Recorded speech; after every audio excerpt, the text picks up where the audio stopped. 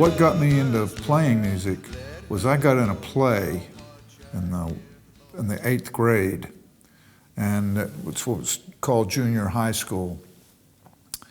And you know, I'd never done anything like that, and I noticed that being in this play, all the chairs in the room were pointed toward me, and all these grown-ups were kind of seemed interested in what I was saying. And I was thinking, you know, this is a pretty good thing here. And that's kind of what got me interested in performing.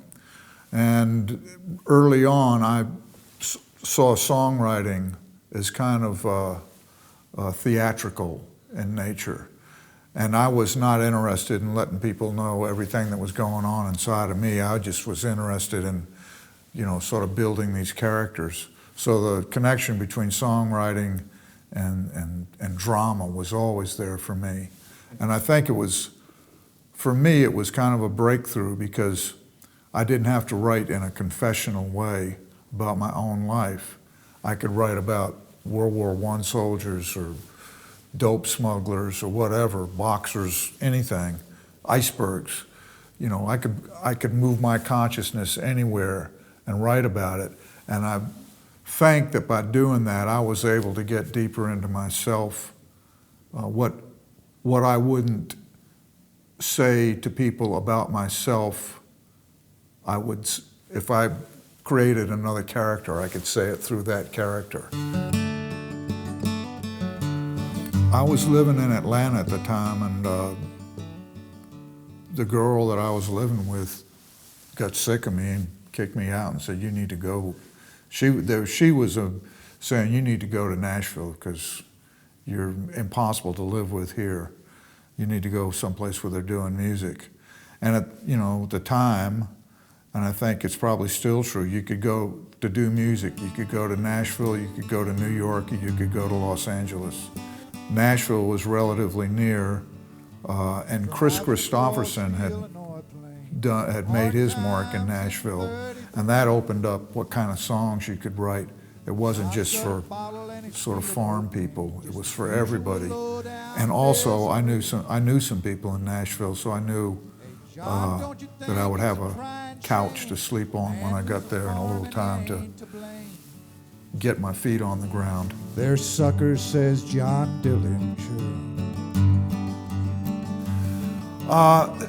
This guy, Steve Runkle, became a very close friend. I knew him a little bit from North Carolina, but he was already in Nashville. And he was saying, "Oh, it's great you're up here. Let me show you around. We've been drinking a lot of beer." He said, he just wanted to show me this building that looked kind of cool. And it was an abandoned, what would they call it, Catholic old folks home. And there was, you know, it was all dark. And he said, "Look, isn't that a cool building?" I said, "Yeah, let's go in." And, you know, of course the door was locked. So we went around to the side and smashed a window and reached in and unlatched the door, and we went inside and were kind of wandering around. And it turned out there was one priest that was living there that was acting as the night watchman. And when we left the building, there was like 20 policemen waiting for us. Tommy Goldsmith told me about a place called Bishop's Pub, and it was a little beer joint, and it had a little stage and a microphone, and I started going there to play, and I basically, for 1 year straight, went there every night and played like 20 minutes.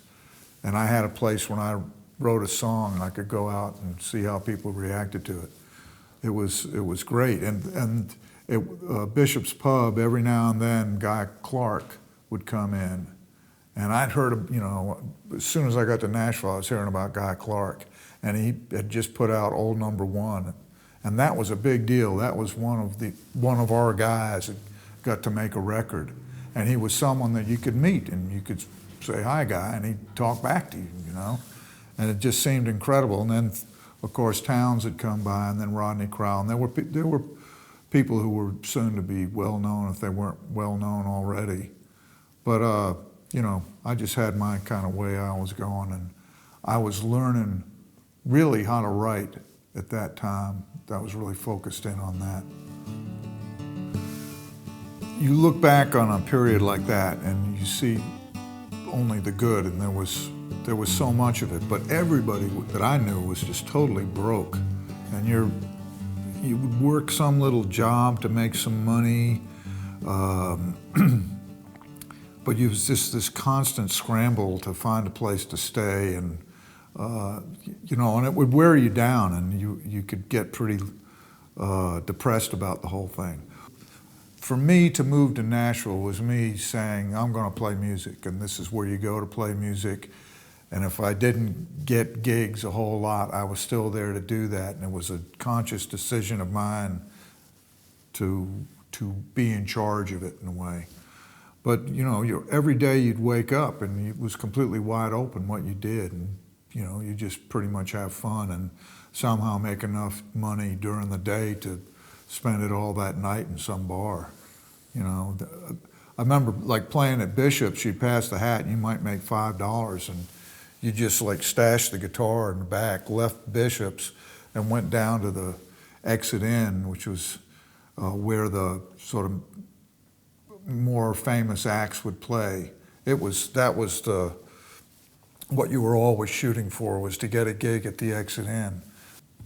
The X-Rays came about. I thought it was going to be a country band. I'd been playing solo, and I thought, well, I'll get some people to play with me. And the first gig, we had a fiddle player, and we rehearsed, and you're just very calm about it. And then when the gig started, when we started to play, I started jumping around, and I just heard it in a different way. And I thought, well, this is more of a rock and roll band. And I remember after the first gig, the fiddle player quit, and it was just me and these other guitar players and bass and drums. And we found a place to play called Springwater, which was just this really classic dive in Nashville. And we went in there, and it had a stage, and they would get together a sound system. So we said, we'll play. They didn't have to pay us any money. I can't remember, we just played. We just liked playing. And then after a while, people started, liking what we were doing. So, I remember they charged $1. And it just seemed like an amazing, we're charging people money. And then after a while, it got to be this really kind of riotous sort of scene. It was fantastic. And at that point, I could, I was getting so comfortable on stage, and I was sort of building this persona that was, when I'm not playing, I tend to be pretty, like a loner, keep my thoughts to myself. But on stage, it's like this other person. Hey, ladies and gentlemen, and I could do that, and it was amazing to me. And I could stand in front of, I could be the guy in charge of a band, and that was a real revelation to me.